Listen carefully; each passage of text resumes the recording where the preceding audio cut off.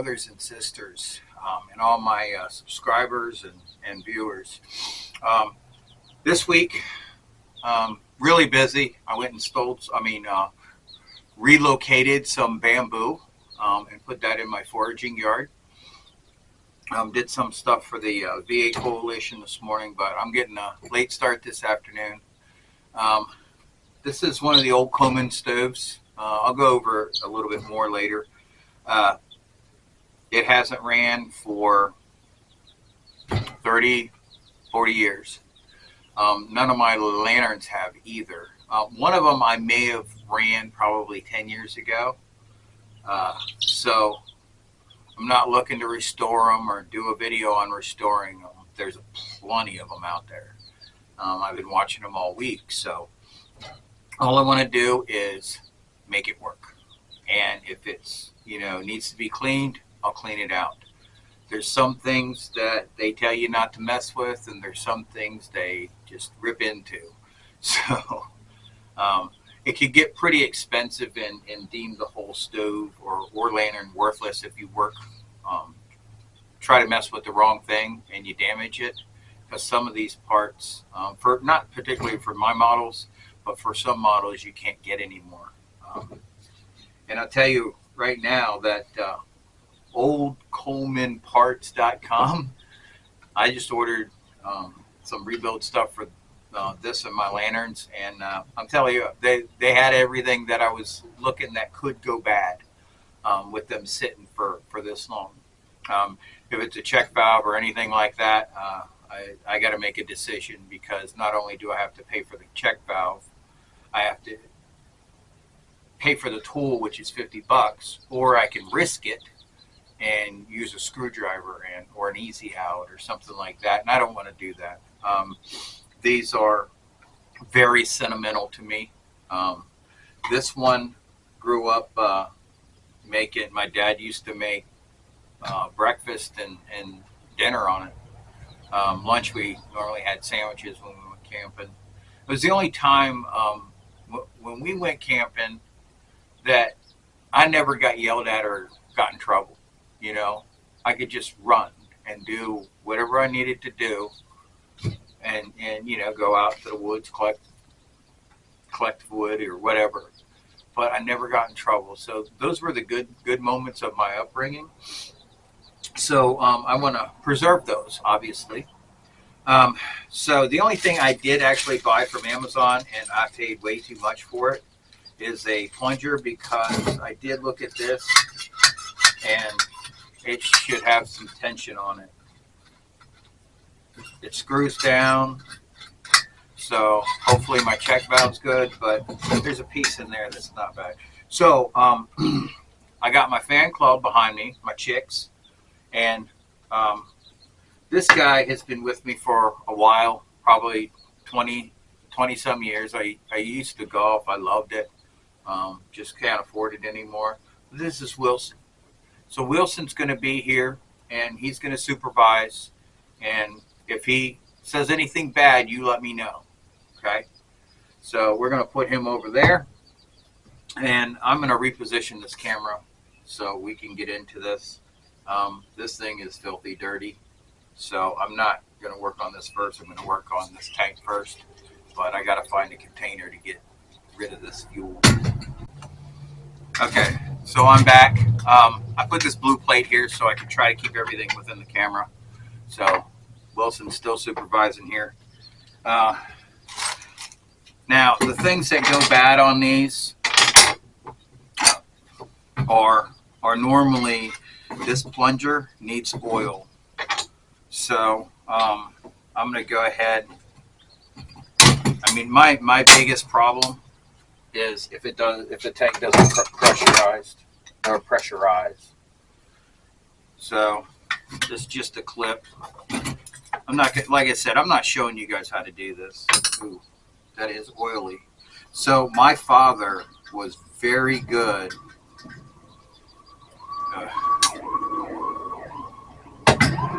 My father was very good about taking care of some stuff, taking care of this stuff. So the spring is bad, and I hope this one is the same. If not, I'm going to have to wait for my order to come from oldcolemanparts.com. Stink bug not included. Yeah, this is a plastic piece here. I'm not sure if this is the same, but what I could do is take these pieces, parts, and make it work, I think. The other thing I'm concerned about, this painter here, is this fuel cap, the seal. It's not an O-ring, it's just a seal. It's pretty hard. So this is an old, this is the cap that they redid so the Coleman products wouldn't catch on fire. So this is a cap within a cap. I'm going to see if it'll pressurize, but if you can see in here, it's got these little slice out of the threads. That's to relieve the pressure. They used to have them in the side, and if they were pointing up to like the lantern mantle, the whole thing would catch on fire. So that's bad. And speaking of fire, I am wearing fire-rated clothes today. One thing about messing with pressurized fuel is it's dangerous. So I'm not funneling this or anything yet because I want to see how clean it is. I also want to smell it to see if it smells like turpentine. Now, you know, these have been sitting for a while, and not a lot of debris came out in this, so that's good. I'm going to be using brake clean too, because if I would use, not brake clean, carburetor cleaner, because if I would use brake clean, I'd strip off this paint, and I don't want to do that. I want to preserve this as much as possible. The more I work on this, is, you know, the more I'm trying to think that, hey, maybe I shouldn't paint it or anything. I'm going to go ahead and try to stick this guy in. See, that's a rubber piece. Now, I'm going to go ahead and oil this anyway, as soon as I find my oil.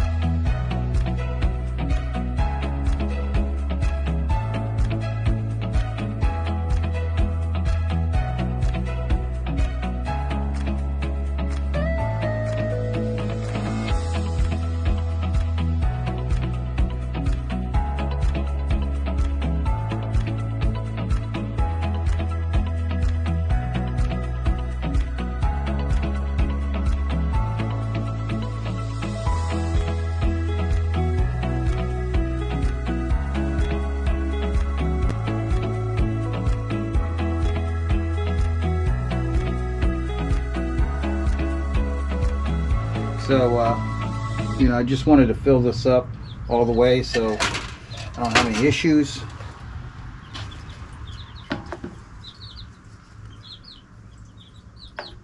And don't use a lighter to check your fuel level.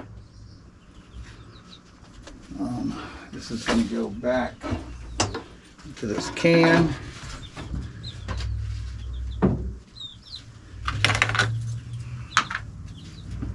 So I used 0 parts on this. All I had to do, I really had to oil that cup, that leather cup, for it to work. So, canteen cup. Hopefully I can get this stabilized on here with this. This one hasn't been used. All of ours that we got during the military, we had to clean before we returned them. So everywhere I went, I got issued 2 canteens, so that's why I have so many. So I did find my little striker here. So since I filled it, I got to repressurize it. I'm going to take this off while I do this. I did bend this out a little bit. Just hammered on a piece of 2x4, and this thing fits in there great now.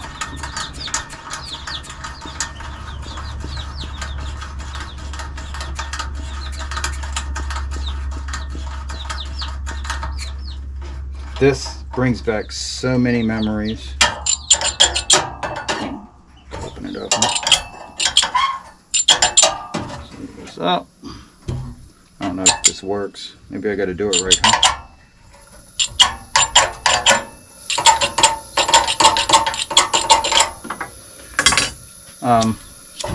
The thing I had to do was heat this up to get it seated back where it was supposed to be.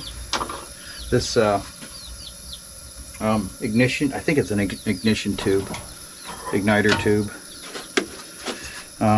So we're going to get this guy on here, and this is my double boiler. Oh, went out.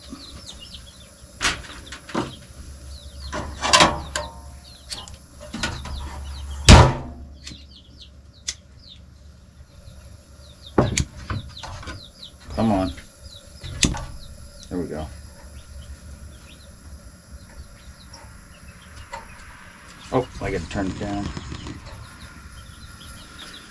Yeah, if you're trying to get this thing to start and keeps going out. Oh, sorry about that. I always forget that. Or used to always. I think I only lit this maybe once or twice under direct supervision. Because if I didn't do it right, you know what happened. So let's start this timer, and I'm gonna switch the. So I'm back. It's the next day. I didn't do a proper closing, so I'm just gonna go ahead and we're gonna light this. I should put the lid back on. We'll see how noisy this is. So how you put that back on, you slide it in, remove those little tabs, and the lid's on. And then you can put these little clippies in there, and maybe we don't put those little clippies in there. It's for the windscreen. So anyway, pull it up, turn this up, open this valve. It's already pumped up, so it should just light. It lights. So after this flame turns yellow for a while, you run this down, you should start getting a blue flame. Now, troubleshooting, if I don't get that blue flame, I'm not sure what to do. But anyway, we're going to just leave it like that. Maybe it'll come back. So, the original problem was this pump. So the leather piece in there, I had to oil it and oil it and oil it and oil it. You saw how much, well, I put a big dab of oil inside the cup and it soaked it up. So that was the problem. So I didn't have to spend any money on this, which is awesome. So, I mean, I did order $11 a part. So if they ever go and Coleman, you know, you can't buy Coleman parts, I'll have them. So I had to bend this out a little bit. Other than that, you know, everything's there. You know, everything works. Everything's original. This thing's 50 years old almost. And it's working great. So the yellow's going away, but I'm waiting to hear the psst, but I don't hear that. So there could still be a problem with this. You know, that's why I'm firing it up the next day. It works. You know, I'll play with it, but the whole point of this stove is to make these. Now, I may have put a little bit too much material in here, but this thing is heavy, and the idea is to break it apart and light the cardboard.